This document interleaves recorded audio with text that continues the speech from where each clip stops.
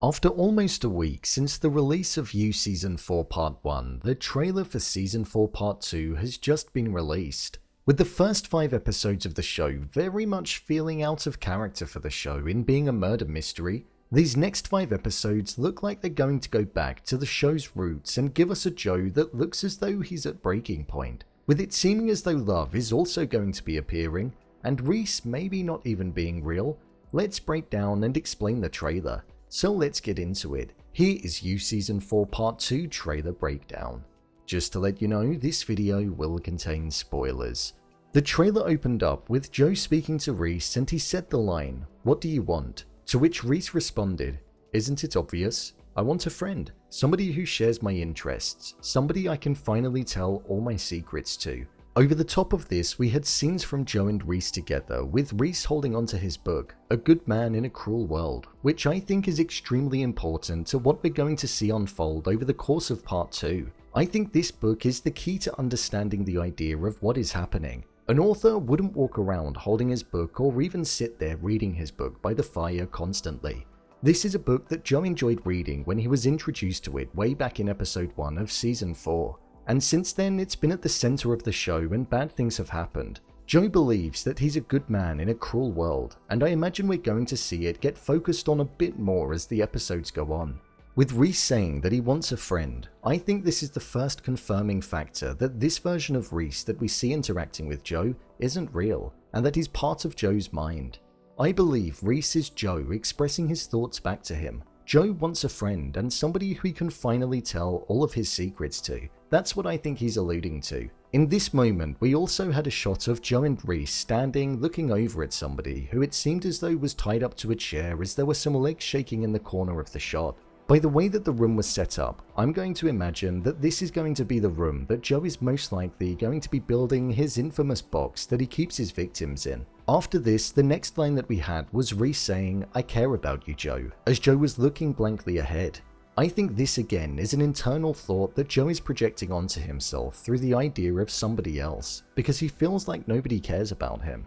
Joe has spent the past few years running, forging new identities, killing multiple people, and keeping so much inside of him. He doesn't want to be a bad person and wants to change. But I think it's now beyond the point of change for Joe, and in this second part we're going to see his slow deterioration as the persona of Jonathan Moore, as it's undone by his own accord and the lack of ability to be in control of his own mind. The next shot that we had was from the perspective of Kate, which is something that we've not had before. We saw her looking across the alleyway into Joe's window as he was looking over. Joe looked extremely lost in this moment, leaning into the fact that he could well be losing his mind slightly. The line that followed shortly after was Joe saying, "This is over, right?" To which Rhys responded with, "Over?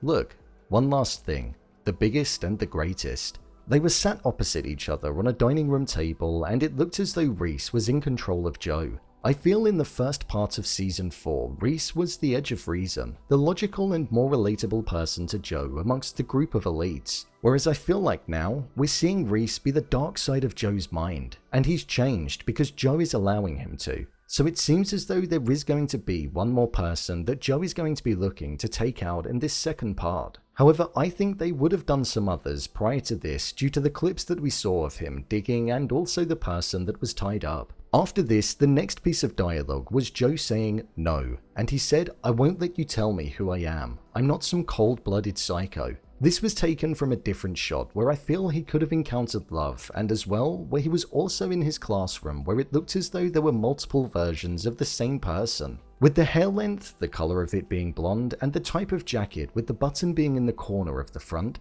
it's leading me to believe that this could well be Beck. This could be Joe's past coming back to get him, and it all being inside of his mind. With him being on the floor when he said the line about not being some cold-blooded psycho, it makes me think that this was love that was saying it to him. The reason I also say this is because he's wearing the same jumper that he was wearing in all 3 of those shots. Amongst this, we also had Joe burning a letter, which I think is the one that he was writing later on in the trailer, where it seemed as though he wrote Love's name on it, but Rhys stopped him from doing so.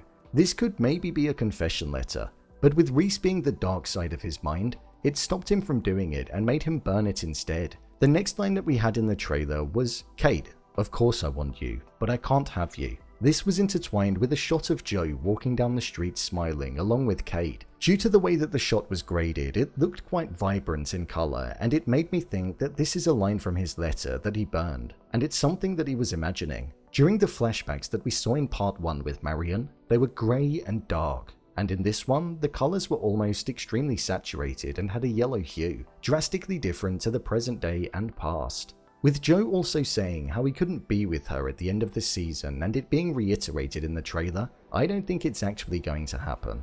The next shot that we had was of Rhys walking past Joe with a group of people following behind him. This is the version of Rhys that I think is actually real. I believe Rhys is a real individual that's running for mayor, but I don't think he actually knows Joe. Hence why in the shot, it looked as though he just looked up at Joe and then looked straight past him because he has no prior encounters with him. After this, there was then a line of dialogue that was spoken that was, "We all have something bad within us." Then somebody responded with, "Not this bad." This was then followed by Phoebe and Adam together, with Adam looking a little suspicious over at Joe. Phoebe then said the line, "Sweet Jonathan, you have no idea, do you?" I think this could have something to do with Kate. There's still something very suspicious about Kate that we've not seen, so I think we'll find out more next time. Joe looking in the abandoned building in the dark, holding a light with his phone, was the next shot that we had. This could maybe be where we're going to see Joe discover the location to build his box. This was also intertwined with shots of the individual from earlier on who was tied up. Judging by the shoes, the arm, skin complexion, and hairs on the arm, I think this could well be Adam. Nadia then got her involvement in the new trailer where she said, "I feel like I'm being followed," where it then seemed as though she was going to stumble on the location where Joe looked like he was going to be keeping his box. I think Nadia could potentially find something damaging, as later on in the trailer Joe had his house broken into by the police, so it seems like they're going to be suspecting him for one of the killings, or they could have found out about his identity. Maybe they found the body of Malcolm Harding. There were a couple of other shots where it seemed as though Joe was going to be attacking somebody. With it looking like Kate is going to be getting intimate with somebody, Joe could see through his window and go over and deal with the person due to his jealous personality. However, with the type of fabric that he had in his hand, it looked as though it had the same pattern as what Adam's shirt did. The final line in the trailer by Joe was, "Do you know what my favorite thing about love is? It gives you second chances." Then we had Love sitting on a chair inside of the box, which was designed exactly how it was in season 1, where there were lots of books in there. It also had the same, if not similar, lamp. And then she said, "Hi Joe," as she was holding Rhys's memoir, finishing the trailer holding the book just like at the start. I think Joe is going to be losing his mind in the second part of the season, and he's going to be seeing his past all coming back to get him. A slow season 4 part 1 is definitely going to be worth what I feel we're about to see in part 2. So, there you have it, You Season 4 Part 2 trailer breakdown. If you want to see more videos such as endings explained, theories and predictions, and character breakdowns, then click on the I button, or alternatively you can head over to my channel where you'll find them all. If you'd like to give me a show or movie that you'd like me to review, then head over to my Twitter, @brainpilot_, and tweet me what show or movie you'd like me to review next. And finally, if you'd like to see what I rate the latest movies that don't quite make the cut to getting a dedicated video, then head over to my Letterboxd profile. It's where I rate the latest releases in real time. What do you think is going to happen? Leave a comment down below, and don't forget to subscribe. I'll see you next time.